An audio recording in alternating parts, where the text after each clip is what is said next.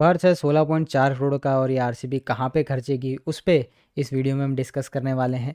बहुत सारे बड़े बड़े हाई प्रोफाइल नाम बाकी टीम से रिलीज़ हुए हैं और मैं सोशल मीडिया पे देख रहा हूँ कि कई सारे आरसीबी फैन चाहते हैं कि इसको भी ले लो, उसको भी ले लो। तो 3 नाम ऐसे मैंने निकाले हैं इस वीडियो के लिए, जिस पे हम बात करेंगे कि क्या आरसीबी इनको ले सकता है और लेगा तो क्या ये प्लेयर्स प्लेइंग 11 में डायरेक्टली आ पाएंगे। इन 3 के अलावा अगर कोई और प्लेयर भी आपको लगता है कि आरसीबी ले सकती है, कोई हाई प्रोफाइल प्लेयर्स, तो उनके नाम आप कमेंट में लिख सकते हैं, जिनको हम डेफिनेटली आने वाली वीडियोस में कवर करेंगे। जो 3 नाम इस वीडियो के लिए मैंने चुने हैं वह रवि बिश्नोई, आंद्रे रसल और वेंकटेश अय्यर। बात अगर मैं वेंकटेश अय्यर से शुरू करूं तो मध्य प्रदेश से आते हैं, रजत पाटीदार के अच्छे दोस्त हैं और आईपीएल लेवल पे पिछले 5 साल में इन्होंने काफ़ी कुछ अचीव किया है और इसी की बदौलत 23.75 करोड़ में केकेआर ने लिया था मेगा ऑक्शन में वेंकटेश अय्यर को, और इसका बहुत बड़ा कारण था आरसीबी।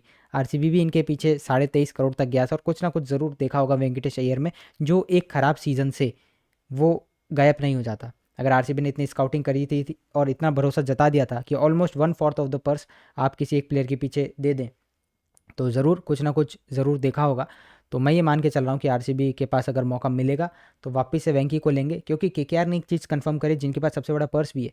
तो उनके जो सीईओ हैं उन्होंने कहा कि हम उस तरीके के लोग नहीं हैं कि किसी प्लेयर को सिर्फ इसलिए छोड़ दें कि वो प्लेयर महंगा हमने ले लिया था और उसको ऑक्शन में सस्ते में बाई बैक कर ले। तो जिनको लगता है कि केकेआर वापस से वेंकी को खरीद लेगा, तो हो सकता है वो गलत साबित हो जाए, या फिर केकेआर अपनी थूक के चाट ले और बोल दे कि हमने तो गलती से कह दी थी, अब वेंकी अय्यर को वापस ले लेते हैं।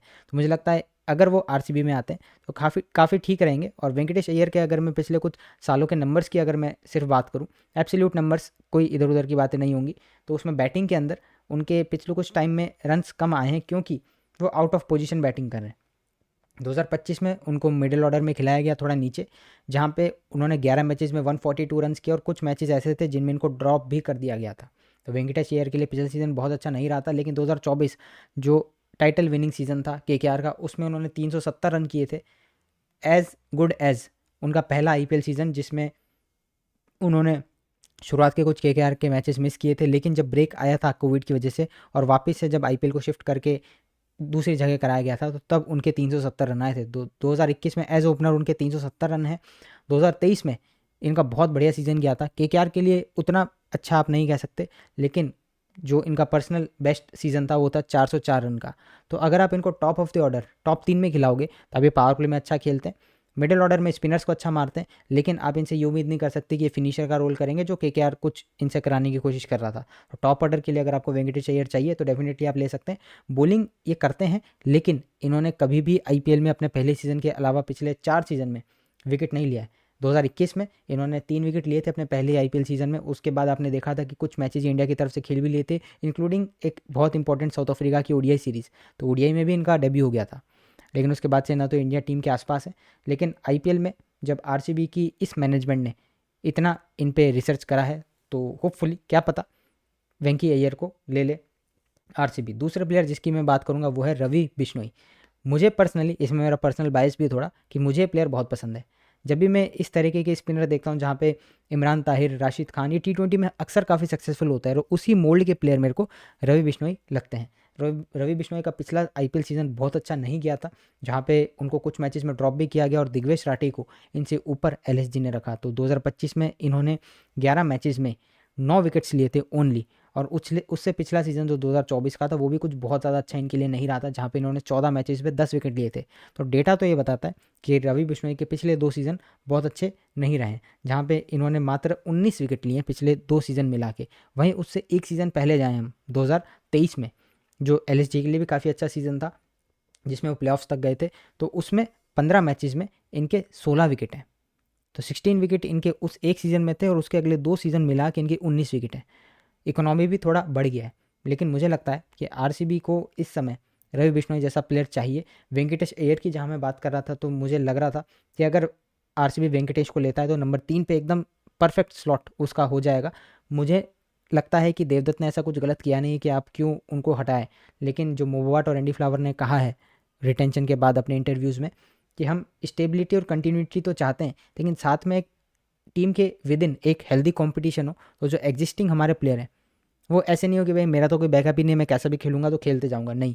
आपके बराबरी का कंपटीशन वाला प्लेयर आपके साथ में रहना चाहिए, जिससे कि हमेशा आपको लगे कि मैं अगर कुछ भी थोड़ा डाउन परफॉर्मेंस गया तो मेरे पीछे एक बंदा खड़ा है जो मेरे पीछे आ सकता है। तो वेंकटेश अय्यर अगर आते हैं तो मुझे लगता है डायरेक्टली उनको प्लेइंग 11 में जगह मिलेगी, और यही एक कारण होगा कि क्यों आपने स्वास्तिक और मयंक दोनों को रिलीज़ कर दिया, कि आप एक Venkatesh Iyer type of player को टीम में ले पाएँ। वहीं पे रवि बिश्नोई के लिए भी मुझे लगता है कि जो मैं कंपटीशन वाली बात कर रहा हूँ वो सुयश के लिए भी अभी लागू होती है। सुयश का अभी कोई भी रिस्ट स्पिनर बैकअप नहीं है टीम में। आप मोहित राठी थे, उनको हटा दिया गया, और अगर पिछले साल सुयश का परफॉर्मेंस बहुत अच्छा नहीं आता जो उनका आ गया था, अगर नहीं आता तो रसिक सलामी आपके पास ऑप्शन थे, तो ना चाहते हुए भी आपको 4 पेसर्स के साथ खेलना पड़ता, भली स्पिन फ्रेंडली पिच होती, क्योंकि मुझे नहीं लगता कि मोहित राठी को कहीं से भी डेब्यू देने का इनका विचार था। तो अगर अभी रवि बिश्नोई टीम में आ जाते हैं तो जो भी इन दोनों में से फिर अच्छा करेगा वो ऑन मेरिट टीम में खेलेगा, ऐसा मुझे लगता है।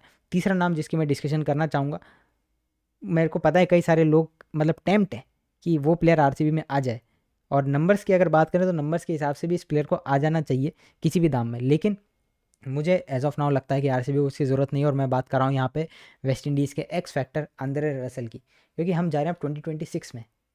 आंद्रे रसल एक और साल बड़े हो जाएंगे।